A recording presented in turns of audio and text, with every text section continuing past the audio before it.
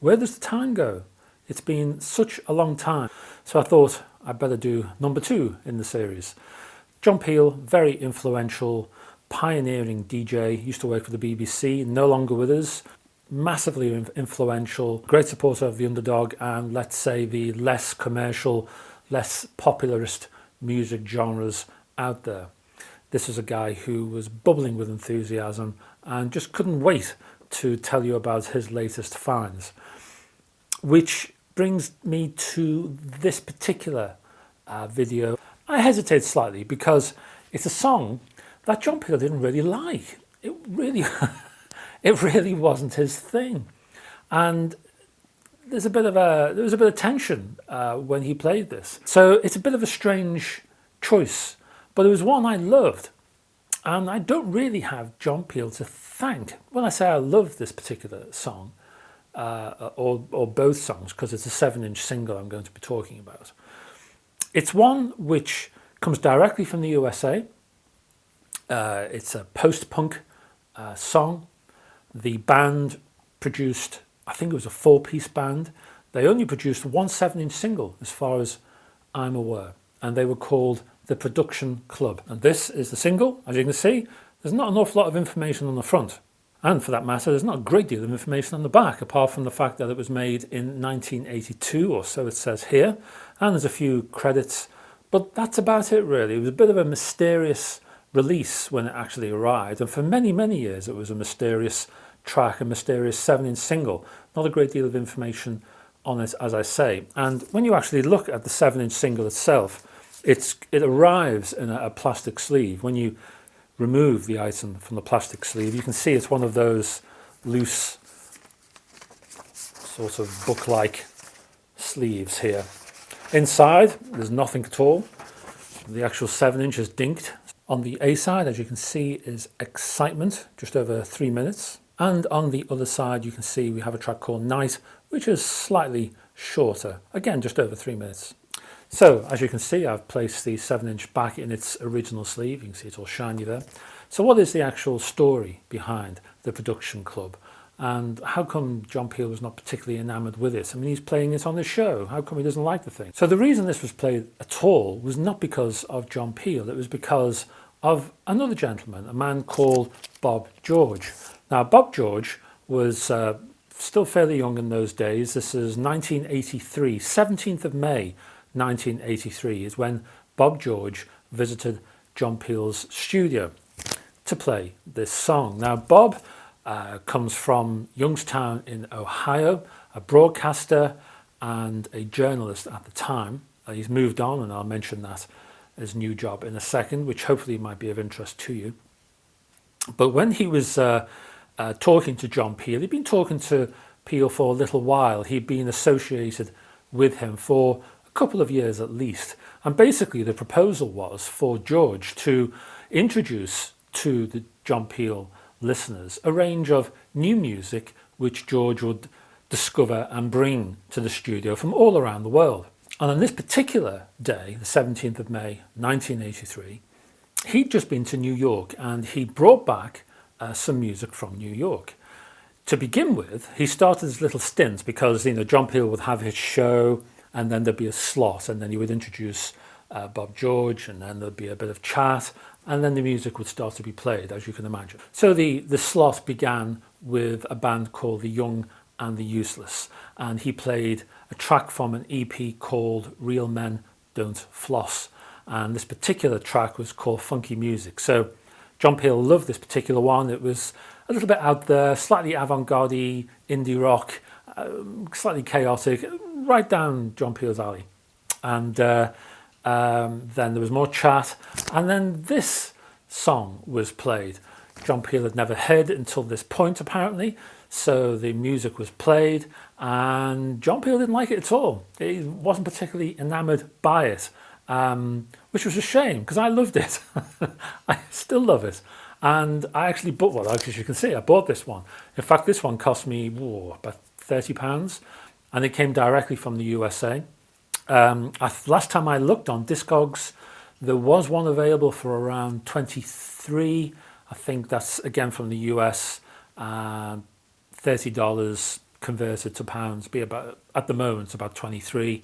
And there were a couple of others on Discogs of £30 and one around sort of 40. So still a pretty, well, relatively high priced item. The music itself, well, I'll put a link below in the description and you can hear it for yourself, because this single A side and B is played on the link below, so check that out. But I would say it's classic post-punk. It's got that cold wave sparseness, that sort of derelict sort of aspect to the music.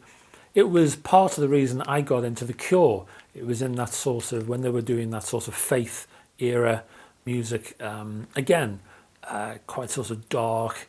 The music itself is not a sort of minimal synth type approach. It's very guitar orientated, quite distorted guitars at that.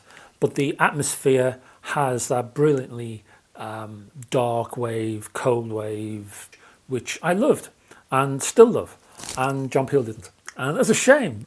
I think the reason Peel didn't like this in '83, I have a feeling he thought, been there, done that.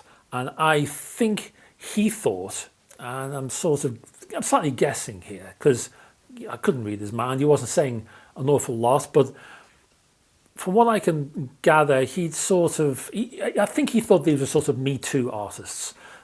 He appreciated this style of music when it was pretty cutting edge, when it was new, when it was fresh. I think he thought this was losing its sell-by date. To me, it didn't matter.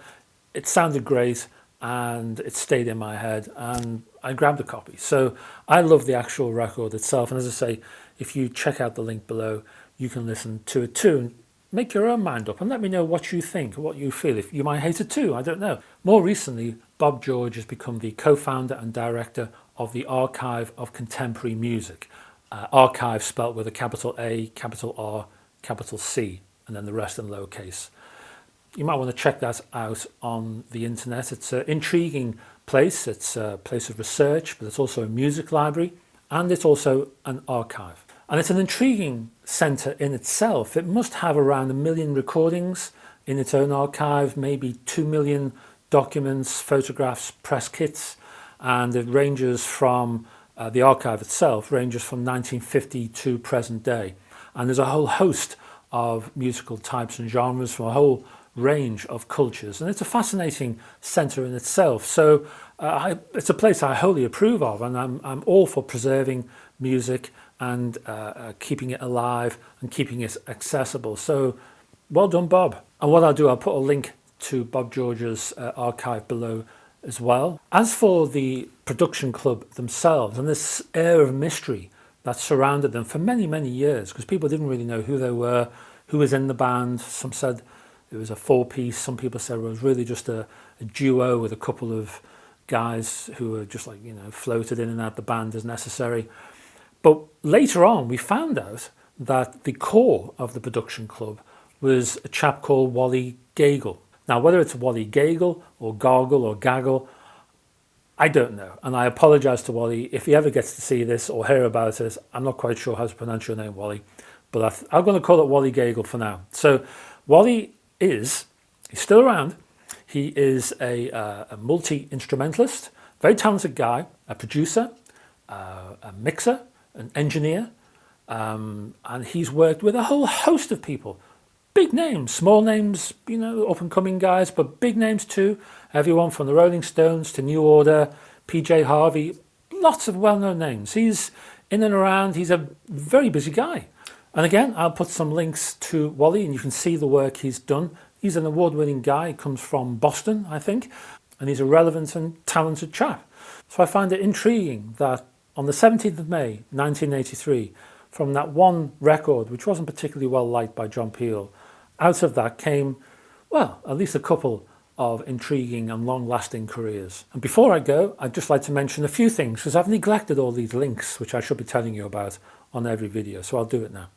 Firstly, I'm on Patreon. You may have seen an announcement somewhere in my channel. So love your support. If you can provide any support, I'd greatly appreciate it. I'll put a link below to that. If you'd like to join my Facebook group. We have around 4,500 people in the group now, more actually, 4,600, 4,700, in that area anyway. It's very civilized, there's no trolls, no nasty people there. So you're very welcome to come and join us there. It's a place where you can discuss and debate, ask questions. I'll put a link below for that as well. These things behind me, I have a section in the description called the vinyl wall. So if you're interested in any of these things in terms of buying a copy yourself, then you're very welcome to check the links below. I'll put some Amazon links for you down there, which you can check out. I'll try and put the editions I have behind me. If I can't find the same edition, I will put the closest I can find to it. Also, you're very welcome to check out my blog.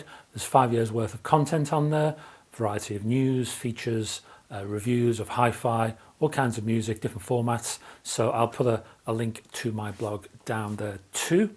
And I'll also put a few other social media links down below, places like Tumblr and Instagram, Twitter, and so on. So you're very welcome to contact me via those links if you're ever in the area.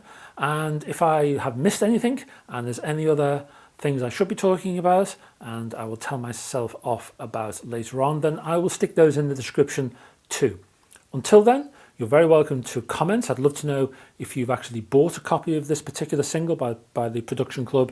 If your particular pressing is different in any way, maybe it's not dinked, maybe it's a different sleeve, I'd love to know. You're very welcome to comment below as well, but please remember to keep it clean, no swearing, be polite.